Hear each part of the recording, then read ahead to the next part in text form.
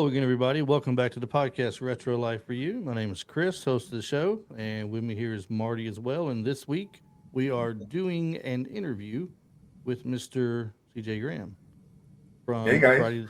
Friday the Hey, CJ. 13th, Part 6. Hey, how come Travis is missing? Well, we're not good enough to be with him. You know what? Travis is going to kill me Yeah, I because just said I called him out on the Yeah, on the whole thing, buddy. Where are you? exactly.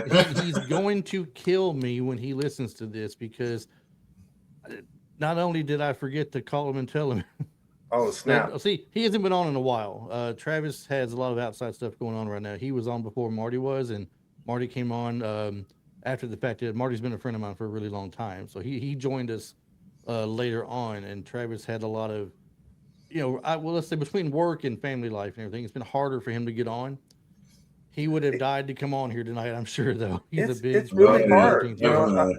a lot of us. It's not that we don't want to do the podcast. All the different actors and actresses and everything. It is a time consumption. It's not that it's easy for anybody. You first got to brush your teeth. Number one. You just can't come out here after running around all day long. Chewing dust. Yeah. And to get cleaned up and then come in and do 30, 40 minutes, I understand Travis, he's got the kids, family. I got horses and a ranch. So it can be challenging, but wouldn't be here without the fans. So, we gotta try to make a point of talking to them and seeing what's going on.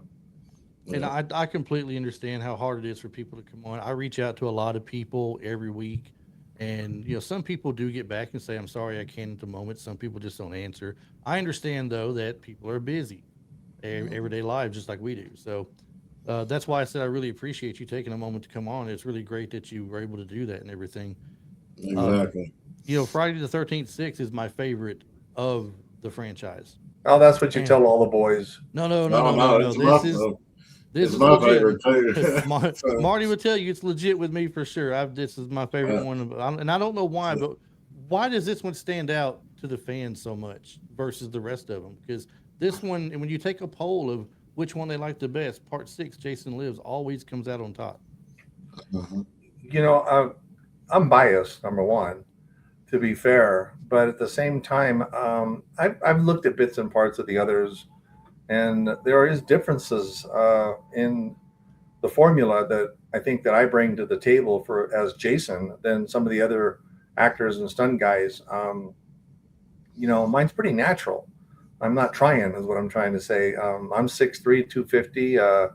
Spent last couple of years of Vietnam through 1978 in the military, so I kind of got this huff and puff walk to begin with. Yeah. And that was the one thing that I noticed, the power walk. Jason doing the power walk in the movie. He just Yeah, hitting it and getting it, man.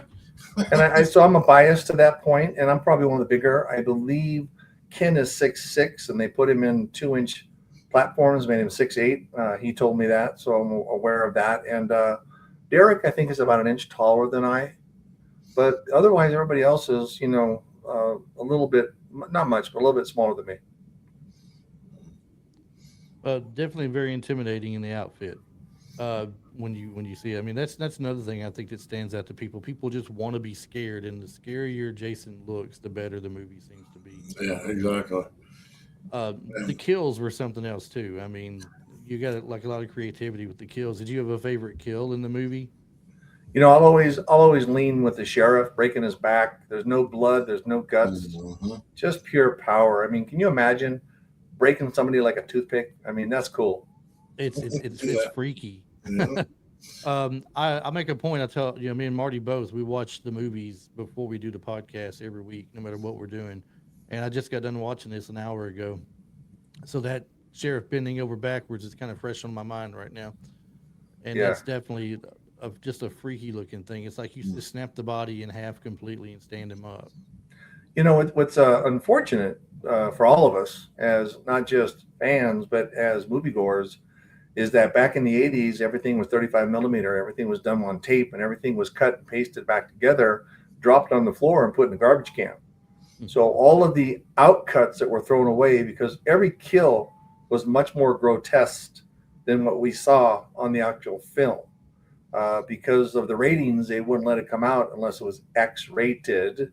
So they Mm-hmm. had to cut it down to what you saw, the basics. I mean, Horseshack, when his heart comes out, That Yeah. thing is pumping 2 feet in the air, with blood. The girl's head, when we twist it off, you can see the skin detaching as it stretches. Wow. So there's some really amazing, but unfortunately, as in today, it's different. Everything is digitalized and everything is put on a computer, and they can go back 10, 15, 20 years and put together a director's cut. But 1986, 40 years ago, there's no such thing as a director's cut because everything went in the garbage. It's a shame too. Yeah, it is, because it's a completely different film. If you got to see the actuality of how the kills were put together, special effects people, how they did such a great job of animation with the blood and the killings and how it happened. Yeah. And like I said, and give me practical effects in all of my movies. I mean, CGI is okay, but I'm a big fan of practical effects. I mean, those guys actually do a great job and they earn their money. So I think one of the reasons people like not just part six, but the 80 horror concept, I call it the Four Musketeers, Leatherface and Freddy and, Jason and, of course, Mikey, it's real. It's like you could open the door to the front of your apartment right now and have a machete put through you or a spear. In theory, where, I love Fast and Furious. I always use it as an example. But how many times can you jump out of a plane without a parachute, land on a tank, pick up a 50 cal machine gun, do a backflip, and cock it and go ahead and start shooting? It's Not cool too often. effects, but at the same time, you start looking at these 80s, and that's why they're so popular today. If you start looking at, Scream and all the different films over the years, take a look at them. People are going, they're more basic. They're back to just simplicity. mhm. And now that's what I love about is the slasher films. My daughter and Marty as well love horror movies. I mean, the gorier the better, probably. Yeah, And I myself am a slasher fan. Elm Street, Friday the 13th, as you said, Michael Myers, Halloween. Those were always my favorites. Um, and Scream to me stands out a lot, kind of like those you know, slashers. Yeah, well, it's definitely a slasher film, but it kind of reminds me if I'm thinking of the big three, and I always say the big three is Jason, Freddy, and Michael Myers. It reminds me more of Jason because when you think you have the ghost face guy down, he comes right back up at you, right? Right. The same thing with Jason. You can't keep him down. You keep Like yeah. Art, shooting. look how well they've done with Art the Clown. I mean, David's done a great job as the character, and they've done well with it. They've done number three. They started just as a mom and pop slasher film, got picked up by the big boys, and here they are, what, 4, maybe 5 years later, and it is probably the biggest one out there right now. Mhm. Definitely. I read something earlier, and get your take on it if I can, because it kind of alludes to something Marty wants to talk to you about and ask about. The original script I'm reading off of IMDb, and Marty and I have found that IMDb is not always 100% accurate. But it says the original script contained material that alluded to Jason's father, which to date remains the closest the series has ever come to shedding some light on that mysterious chapter.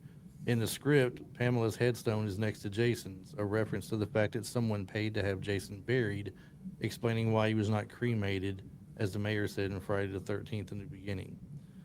Um, have you ever heard that before? Was that a talking point when you were originally filming the movie? No, it wasn't a talking point. In fact, by the time we actually got the foundation of the final script, that was already gone. That's Tom McLaughlin. He always had that possibility to bring Jason's father into the mix to create another villain within the villains so that the series could continue after part six with some substance. Mhm. It never got in. If you go back and read his book and stuff about it, you'll find out that there is. I did two, films that were both like Vengeance One and Vengeance Two, which are basically independent films. And in both of those, I played Jason Voorhees' father, Elias. Mhm. And Jason is in the film, but I'm the person with the long hair and the beard and preaching to Jason to do his job and trying to bring his mommy back from death. So it has that twist. And Tom McLaughlin, the writer director of part six, gave us both opportunities to be in part Vengeance 1 and 2. In fact, he's the caretaker in both of them, and he added that sweet part about Jason's father. Mhm. and I just recently watched Vengeance and Vengeance Bloodline, and those are excellent films. I mean, dude, the killings are just crazy over the top, and like I said, more practical effects than digital, and you can really tell. Yeah, So and part one was done by one director, and then part two, the guy that Jason Brooks that played Jason in part one took over, bought the product, and created part two, Vengeance. Still played Jason, but he also did all the special effects and stuff. Those were his creations and stuff that he had done along with directing the film. So kudos to Mr. Brooks of all the hard work he did to put it together, and he actually did a very very good job. I think part two, in my opinion, like an ass. Everybody has one, in my opinion. I like it better than one. One was a little TNA, and that's nice, guys. But you go down to the bar and see that. There's a mhm. point where the line becomes saturated. I want to see the kills, and you want to see all the craziness. But I think part one of Vengeance was a little bit off the cuff too much when it came to that. Where part two, Mr. Brooks pulled in a little bit more. You still got the girls, and you still got them going to a party, and still got what it's all about. Women, sex, boys, killing, but it was put together much better. So I think Yeah. Vengeance 2 is a stronger substance. The also cool thing about part two is that Tommy Matthews has a appearance in it where he comes back to save his daughter. And there's a scene where Tommy gets hit by Jason Brooks, who's playing Jason. He gets knocked down and kind of fuzzy. And when his eyeballs adjust, I'm in full wardrobe from part six, standing there fighting him, which the fans kind of are trying to pick up. Goes, that's CJ, I love that part. that's That CJ. part was And then all of a really sudden it goes back to, Jason Brooks fighting, but it's a flashback for Tom Matthews, of who he's fighting, the new Jason, the original Jason, me. So I think that was nice to be able to put some substance into it and put it together as one. mhm. Yeah, I totally agree. That was literally like one of my favorite scenes in Bloodline. So and I love the simple fact that like when you're going off on when you're like in the building and Jason's like right there in front of you and you're like you need to kill all these and then Jason's just kind of like I'm tired of listening to you and then y'all just start fighting. I was like that was just totally great. Typical father son. Exactly. You're not my dad. You can't tell me what to do. No, wait, you are my dad. Never mind. Yeah, it was a good fight Um, scene. what Mhm. what led up to you getting the role of Jason in this film? I got lucky, guys. I always tell people, I did my job. I think I did pretty good. But I was running a nightclub in LA, a big 15,000 square foot club. I was the general manager of it, and I had a hypnotist on Thursdays for entertainment features. The weekends, they always carry themselves with 1,800, 2,000 people inside the facility. But, Tuesdays, Wednesdays, Thursdays, you got to pick up. Tuesdays, we had some of the angels from the San Fernando Valley come in with a rock and roll band. And then we had Tito Puentes, which was salsa on one night. And then we had the hypnotist on one night. And he brought in the special effects crew called Real Effects, REEL, Real Effects, to videotape his show. He wanted to put a VHS tape back then together for promotional purposes to see if he could start moving towards the Vegas market. It just happens that Real Effects is the special effects people that did part four with Dead White. And they just happened to mention to the hypnotist about putting me in Ted White's wardrobe and busting through a screen and scaring the subjects on stage. So did it. And when I came through, after we were done, they just kept looking at me going, we're going to cast you for Jason. We're going to cast you for Jason just because of the presence when I stood up on stage. And yeah, whatever. Okay. However, 3 months later, I got a call to go meet Frank Mancuso Jr. and Tom McLaughlin and Michael Nomad, the stunt coordinator, and all the above. And unfortunately, I didn't get the part. They picked a stunt guy.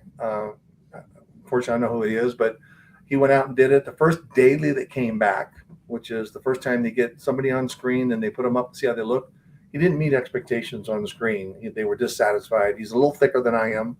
And with that being said, that one scene with the paintball, hitting the midsection, most people just assume I'm wearing padding. It's not me. The guy was just a little thicker. And that was his scene. And 4 days later, I was in Covington shooting a movie. I believe the guy's name was Dan Bradley, from what I picked up earlier when I was reading about it. Said you replaced him pretty much after day one, like you were talking about. What did it feel like to your very first scene you filmed as Jason in full wardrobe and everything? Like describe that feeling of being in that movie and doing that? Well, again, not knowing much about the industry, because I didn't go to LA to be a stunt guy, an actor, an action figure, whatever. I went to LA to look at LAPD to be a cop. So when I got on my very first set, first wardrobe, first everything, was the scene where Jason steps into side profile. The motorhome is behind him. He turns and looks at it and tilts his head just moderately and starts walking towards it. Very, very, very, very first scene I'd ever done in a movie. First time I ever put the wardrobe on. From that part on, Tom just gave me general directions. And then after that, he just kept saying, just keep doing what you're doing. Just keep doing what you're doing. You want me to change anything, Tom? No, just keep doing what you're doing. So from that step, it was always just keep doing what you're doing. So it wasn't that I needed direction. I mean, it's just that I had a natural presence with my size. And you got to realize when you're walking with a hockey mask and your eye is blacked out, peripheral vision is gone, you can only see 10 feet in front of you, you're naturally going to put your feet down pretty solid as you walk because you can't see your feet. Right. So every time you put your foot down, you want to make sure that you make contact with the ground. No. So part of that is because if you can't see, you're going to fall down. But like I said, I said, Tom, anything you want to change? Nope, just keep doing what you're doing. It was really simple. Just keep doing what you're doing. You just tell me in this scene, we're going to do this and this scene's going to do that. And, but just keep doing what you're doing. You mentioned the scene with the camper and everything. I was reading through trivia stuff about the movie and I was trying to see if it's on the screen here. Something about Tom McLaughlin was worried about the camper scene with it wrecking and flipping over. And you were going to burst out of the top of it and everything. By the way they describe it, they make it sound like you're inside of it as it's flipping over, which I can't imagine why you would have to be inside of it as it flipped over. Surely that wasn't the case, right? No, that's just part of movie magic. As soon as we got done with the interior, you've got a long distance shot. You got Michael Nomad driving it, and he hits don't quote me, but a 2-foot ramp. It goes up, the air conditioner falls off, it hits the side and just slides to a stop, cut, and then I pop right out of it. Mm-hmm. I figured what they were getting at was maybe they wanted to get it in one take because the camper, you're wrecking the camper at that point. Right. I was They thinking needed maybe everything more in one geared take toward as that. possible. When we got back to LA, we had money left in the budget, which is surprising to most films.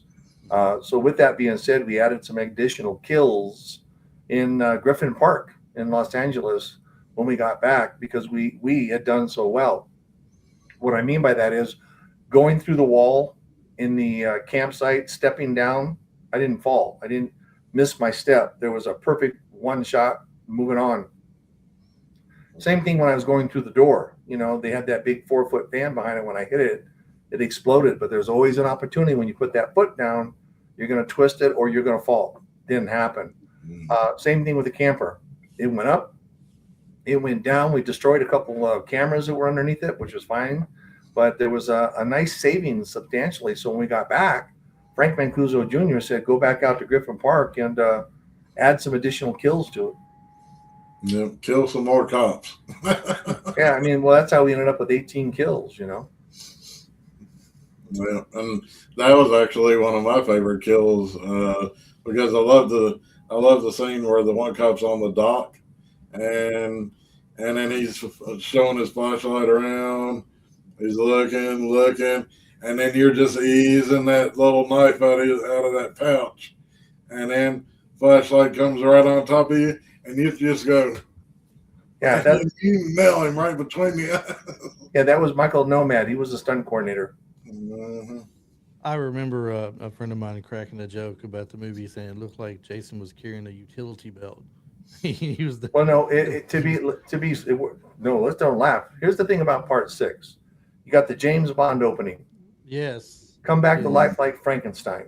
Mhm. Rock and Roll Hall of Famer Alice Cooper doing the music. And I get to wear a Batman utility belt. So it's not just us. Then That's what I always tell people. a buddy of mine said, "Look, he's got a utility belt on. He's even got I tools. got a in each Batman part of it." utility belt, I always say. That's pretty cool. Speaking of Alice Cooper, this is just it's a stupid question, but Teenage Frankenstein or Man Behind the Mask? Man behind the mask. Man behind the mask. Yep. Absolutely. I agree. Got to be the better of the two. Well, the cool thing about it is because when I do photo ops with him, we always laugh because it's the men behind the mask, because he wears that teardrop when he's on stage performing, or he used to. He doesn't do it as much anymore. And that was always part of his mask. Right. You gotta love Alice Cooper. Yeah. Marty, what was the other question you told me earlier you had for him? It kind of relates to the sixth part of Friday the 13th, and it kind of relates to Vengeance Bloodline. Okay, so my thing is Nikki and I guess her boyfriend are in the RV and everything, and then so he's driving along, and she's all like, Court, Court, pull this thing over, I'm driving. He's like, no way, man, I'm driving.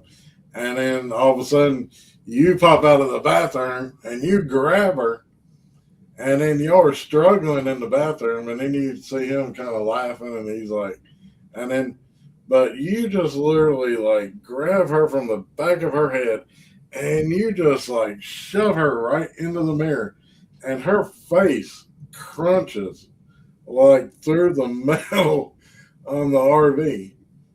And then so everything happens. You put the knife through Court's head, flip, you come out, and then it goes to the sheriff, Tommy, and Megan, and then they get the call, and then he says, we just found, Court with the knife in his head, and then basically saying her head was crushed. Okay, now we're coming along over to Vengeance Bloodline. Nikki is literally back in Bloodline, reprising her role. And literally she said, and then there's that scene where, they're all in the woods and Nikki's like right there. And then she's talking, and she says, what? You've never heard of Jason Voorhees? And then she's like, I've heard of him. Yeah, I've dealt with him. Why do you think I have these scars on my face? And then that I love that part where the girl from Halloween 5, she says, I don't know about Jason. I don't know who that is. I'm from Haddonfield. And I died laughing when she said that. But my question is, it's like, how do you survive from, like, I know it's movie magic. It's, but just to, basically survive and then just have just a few scars on your face. What was your take on that? So, did she die? Yeah. Well, they say in the movie that she had her head crushed in, basically, inside the camper. Did she die? But, I'm asking you both the question. They never said she was dead. They never found the body, right? Dead, They never say anything. Yeah. So it leaves you for interpretation that she was badly scarred, put through, her head was crushed, and probably put in a hospital for a year and recuperated. And then she came back into Vengeance 2. Yeah. Yeah. And that was more just because to give it flavor with people, when you start putting, Halloween people in there on Friday the 13th and the Friday the 13th, and you got a couple of other people from different other films in there and stuff. It just adds more character reference. Mm-hmm. I've got a film I'm shooting in October. It's called Melted. I'm going to be the sheriff of the town. Melted. It's about a wax museum where bodies are disappearing, and of course they're being melted into wax. So I'm the sheriff doing the investigation on it, but there are some other people in it that have been in other films that bring name recognition to the film. Darcy and everybody like that brings name recognition to the film. Tom McLaughlin, C.J. Graham, Tom Matthews, etc. Okay. Right. I've we always wonder when you go to the Comic Cons, the horror fest and everything. There's probably a time where you're there, and they end up bringing like Kane there, Kane Hodder, or one of the other Who? Jasons. Kane, one of the other Jasons. Was it what Hmm. is dude's last name? Is it There are it's others? Hodder, right? I thought it was just part 6 and that was it. Yeah, Well, that's no, it. part 6 is my favorite. Oh, I See, thought they that's only my did part favorite. 6. I thought they just say, hey, let's call it part 6, and that's the only one we're going to do. Let's just jump right straight to the middle of everything, right? Exactly. Yeah. No, I hear y'all take shots at each other when you're at the Comic Cons together and everything. A little friendly rivalry. So, Well, any what's your kind of question funny, now? any kind of funny stories really from the Comic Cons where you're there at the same time with each Listen, other? I razz the shit out of everybody, all right? Because I don't care. Mhm. Number one, they can't hit me because I'm a senior citizen. They hit me, it's a felony, all right? Think about that. Number two, you're going to get your ass whooped by a senior citizen. Who are you going to tell, Mhm. right? And if you do hit me and you go to jail and it's a felony, you're going to lose 65% of the jobs in America because now you're a convicted felon of a senior citizen. Yeah. So I get away with everything now. Life is good. So you're giving me something to look forward to at least when I get there. So Exactly. that's nice. But I mean, as far as me, I love the guys. Listen, wouldn't be here without him. Kane, I've known Kane for 38 years, give or take, and razzed him all of his life. He comes down late to the shows. They say be there at 10. He shows up at 11. I show up at 10 and I go over and sign some of my pictures and put them in his photos. And they'll get to that one and say, hey, this one's signed by CJ. I'll hear this. He calls me BJ. BJ, you ass. So, we go back and forth and have fun. The Michael Myers guy uses an Outback steak knife. All right. Real men use a machete. All right. Mhm. The little guy, scarecrow, whatever, butter knife. You know what I mean? So, I mean, I don't know about these guys. I guess they think there's something, but a woman doesn't want this little tiny Outback steak knife. That woman wants you to come in with a machete. Yeah, exactly. All right. So, but I know all the guys. We razz each other. When it comes to Derek Mears and we're sitting side by side, or it's me and Kane, it doesn't matter. We have fun. Brett Wagner, Doug Tate. Every time I do a show and there's somebody there, I just have fun with it. Number one, I'm fortunate to be here. You could put 6 Jasons out there, and I'm still going to do just fine, with the fans and stuff because I've got a solid base. And part 6 is, as you indicated earlier, one of the more favorables. Yeah. And I don't know if you know this, but part 6 is going to be redistributed November 13th, 2026 at the theater. Oh, nice. I know where I'll be that day then.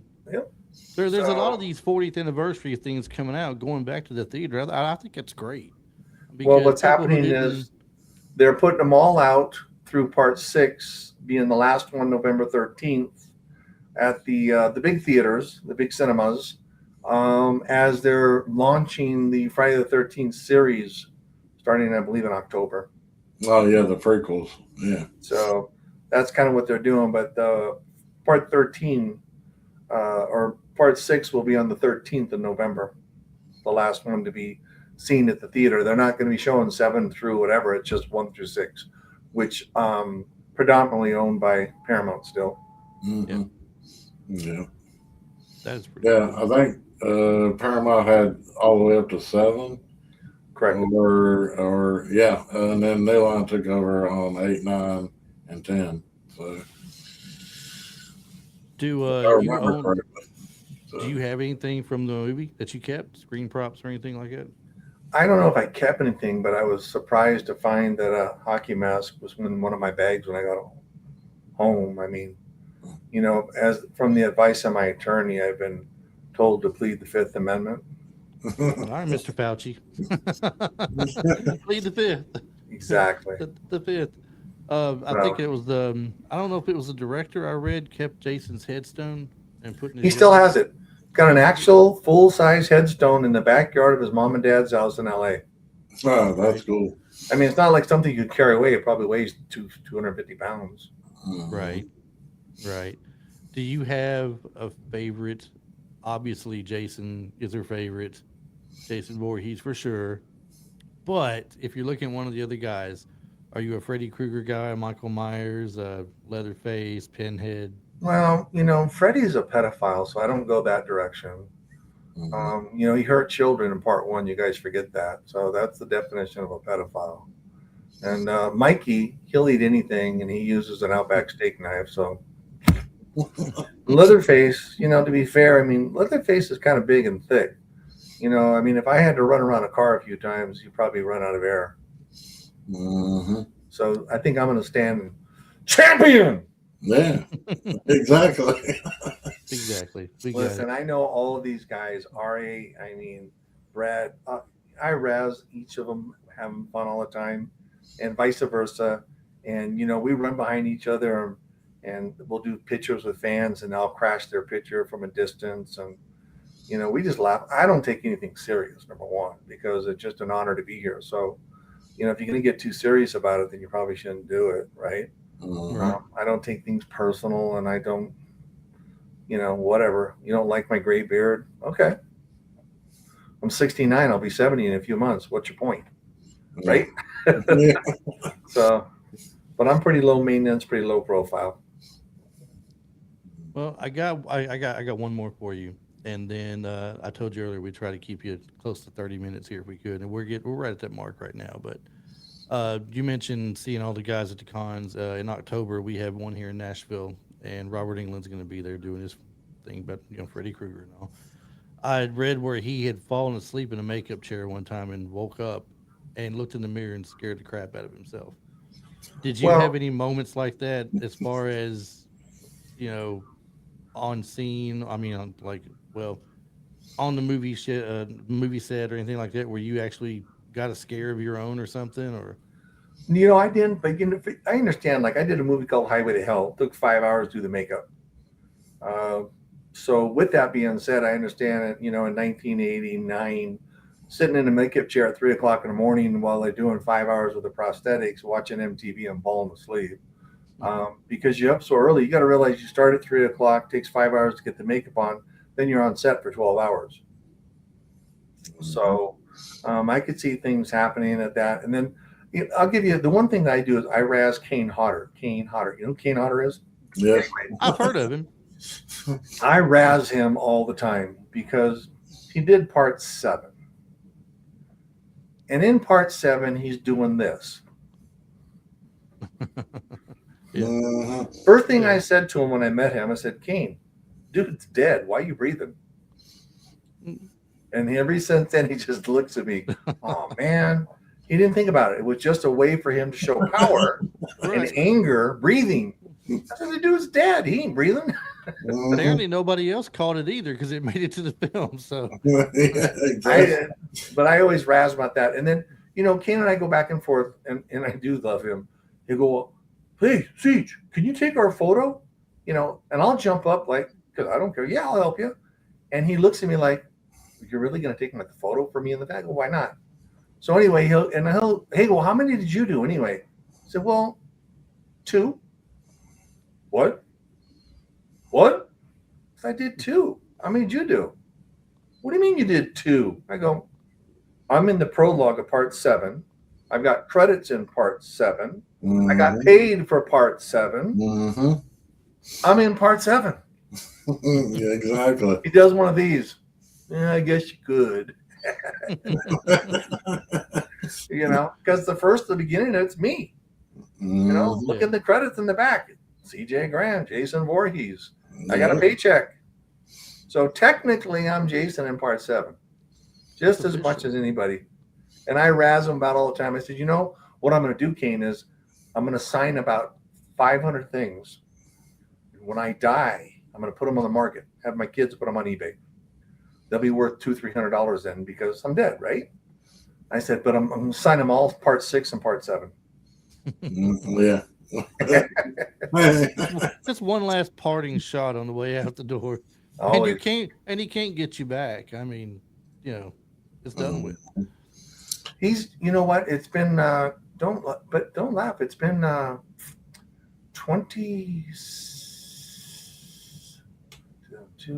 24 years since he put wardrobe on. Yeah, I can People believe forget that 2002, Yeah, if I recall correctly. Jason X. Yeah, Yeah, yeah, the one in space, right? That was his yeah, Yeah, I last think one. it The was one in space. 2002. yeah. So, 2002. I mean, it's 16, 17 years for Derek. So the nice thing about me is being in part six is it is still relatively a favorite, like you said. And it's coming back because it is more of a favorite one. The other thing is, guys, when we got all of our photos done, we took everything off VHS back then, so we could have these real cool V8 8x10s to sign. Over the years, technology has advanced so well that fans like yourselves have taken those VHF photos, enhanced them digitally on their computers where they look like they've been shot with a 35 millimeter. All of my photos, they look like they were shot with a full blown camera today, compared to how they looked 15 years ago when I first got them and started signing them. Night and day. They're just amazing. People look at them and they go, "Man, these pictures are so great." I go, "Don't thank me, thank the fan." I have a couple fans that are just, they'll say, "Hey, I got a new computer. I can do this. I did that. I rebuilt this one. I rebuilt that one." They physically say they rebuilt the photo. Mhm. And they'll say, "You want them?" I said, "Yeah, send them to me." I said, "And then what do you want? I'll send you a couple of machetes. You want a couple of masks? And I'll autograph one of each one of them and send them back to you." So I have no problem doing that because the photos that I currently have that I just got even in the last 6 months, they are seriously bomb diggity. These photos you kind of look at and go, "I can't believe that's from a VHS 40 years ago." Yeah, Right. But Yeah, it's no, technology, and there's people that are so good at it. They just, my new banner I've got one of the guys made for me, and he just did such an outstanding job with details and putting some accuracy to it and some lightning bolts around the Jason character, and then taking a new picture of me today and inserting it. Jason Voorhees, CJ Graham. So I've got this new banner even, but I'm always trying to upgrade my stuff into the quality, of today's technology. So when the fans come by, it's like, "Oh, you got all these new photos." Well, they may not be new, but they are new because they've been completely enhanced. Mhm. do you have any cons you're going to anytime soon? Next week, I'll be in Sci-Fi and down in Syracuse, New York, Okay. and then 2 weeks after that, I'll be at Detroit HorrorCon. And then a week after that, I'll throw this one out there and pump it, which is already sold out. But I will be at the original campsite down in Covington, Georgia for 2 days. They have a big campsite where everybody still comes, and Ken runs it and sells out completely. And I'll be down there with the fans watching the movie and spending the night. And I'll be in full wardrobe going out on the dock taking photos with the fans. Nice. That's cool. Well, we hope to So see you here in Nashville one day or somewhere Yeah, somewhere October. nearby. I was there a That'd be couple cool. of years ago, guys. I don't know when my next time is, but I go to Nashville once a year, or I go to Memphis, Mhm. or every other year. You know what I'm saying? Right. But I can't remember. I wish I had my book in front of me, but I think I was there last year. I could be Was it wrong, but probably Yeah, the probably was it the horror and tattoo show. yeah, there it is. yeah Yeah, Blue Moon or something like that, Yep, Marty? Blue, Or that's it. So yeah, I was there yeah. either last year or the year before. Uh-huh. Yeah. yep, that must be My doggone. buddy that does all my ink, he actually hosts the Full Moon and Horror and Tattoo show. Yeah, I think it's Chris. I think is his name, and I can't remember his wife's name. Yeah. They I remember them doing that show 20 years ago. Oh, his name's Ben Dixon. Ben, yes. So, but I do remember that, I remember I still have a picture from that show, give or take 15 years ago. Kane Hodder choking a 9-month-old baby, making it cry. No, I really do. choking a baby and making it cry. Yeah, choking, and the baby's crying. I got it. I swear, Scout's honor. And last year or the year before, that baby, who's like 14 years old now, came to my show and said, "Do you remember me?" I go, "Of course I don't. Who are you?" He showed me the picture of Kane choking him. I said, "No way." So I took a picture with the kid. So I got a picture of the kid now and a picture when Kane was choking him. That's something. True story. Cool. And it was at that tattoo thing. I remember it. Funnier than heck. Something else. All right. Well, hey, look, we really appreciate you coming on with us tonight. It's went to 40-minute mark, so we'll let you get to what you got to do and everything. Appreciate It you was guys. really, Just so you know, thank you all the fans. I appreciate all you guys. We wouldn't be here without the fans, and I think sometimes people in my position forget that. Yeah. So I want to say thank you to everybody, including you, for keeping us strong out there because you're part of the retro Exactly. activity. oh yeah, it's Marty always likes to say at the end of the show to everybody, make sure you stay retro. Yep, Yeah. tell Well, Travis a weenie. oh, he's gonna kill me. You ain't helping any right now. Just I so don't you want know. to. I'm going to put you on the spot, bro. It's your spot. Oh man. So hey, Travis, my brother, if you was here, man, much love. Take care of the family. Priority number one. But thanks for being a fan, bro. Peace. Yeah. Sorry, Travis. He's All not. right, CJ. Thanks He's again, not, man. Travis. He's been giggling about this since you're not. It's all right, Travis. You know That There's what? was, there's no one. There's no proof of that. No one saw it. You Yeah, can't prove next anything. Travis, next time you do a hosting show with him, technical difficulties. You know what I'm saying? Unplug it, guys. Thank you so much for inviting me. I appreciate you. All thank right, you, we CJ. appreciate you too. Thanks a lot, man. All right, bye bye, gentlemen. Bye Yeah. bye. All right, everybody. That was CJ Graham of Friday the 13th, Part 6, Jason Lives fame. What a great person, man. He was very fun to talk to, very entertaining. And I do hope he comes around Nashville soon again so we can get a Yeah. chance I to go up there and mean, meet him. hey, you never know. It could be, well, I wouldn't say October this year, but No. maybe Celebrity Con next year. So, You never know. I mean, if they do two again next year, Marty, and one of them is horror based, kind of like this one's got a lot of horror based stuff too, it's quite possible. I mean, we could always throw his name out there and say, hey, what's the chances of you bringing CJ Graham in, and having him here at the con this year? They always take suggestions. Whether they get the person or not, it's another story. Maybe they have more people in mind. Maybe they just can't come to a financial agreement. You never know what the case may be. But right. hopefully, he does get a chance to come up here soon, so we can get a chance to meet him as well. So, and Travis is going to kill me. Matter of fact, I'm going to send him a message right after this saying, "Please don't kill me." Um, Yeah. I guess that's his loss, I guess. So, oh, he's going to hurt me for sure. Anyway, it's a good thing he's in South Carolina and I'm in Tennessee. He can't reach me here. exactly. So, to go ahead and say, let's go ahead and just go ahead and wrap it up, Marty. I guess we're right at the 45-minute mark. That's a good point to be at this week, I think. Yeah. Um, Once again, everybody, that was CJ Graham, who played Jason Voorhees in Friday the 13th, Part 6, Jason Lives. Don't, if you like the episode, don't forget to like it, share it. Drop your comments on what your favorite kill was with CJ Graham in Friday the 13th, Part 6. Let us know if he's your favorite Jason or if you have a different one that you like better. Because there's no way there's a better one. I don't, you just don't even bother Yeah. doing that. Well, It's, uh, I am going to say CJ. He's great and all, but I mean, I am a Kane Hodder fan too. you're going to get in trouble. You're going to I get in know, trouble. I know, I know. I'm going to get in trouble, but like you said, I mean, it's like CJ said. There's been so many actors that have portrayed Jason over the years Mm-hmm. that to have them all at one convention and that they can all get along and they can all just basically they're friends. I mean they can razz each other, like he said that he's done to Kane or Ken or anybody else. Um, the one guy that played Jason in the remake. I'm trying to remember his name, but he also played Michael Myers in the Rob Zombie Halloween. So that was the same guy that played Jason in the remake of Friday the 13th. That the one The that was one, Derek? Was that Derek Mears or is he a different one? Or is yeah, he the Derek one? Mears. Yes, yes, yes, yes.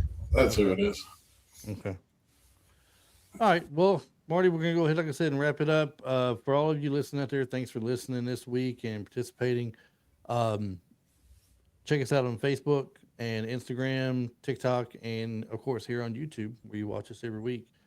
And if you'll notice the QR code in the upper left hand corner there, that is to the T-shirt shop. So Click that with the camera, take you straight to the shop. You can take your pick of many shirts we have to offer that are all retro movie inspired t-shirts, as well as just a few comedy shirts. And Marty's particular twist to this is Marty likes to take Animals. and they're cool. Animals. And they're a lot cooler than I thought it was going to be. He takes animals and works the animals in with retro inspired movie themes.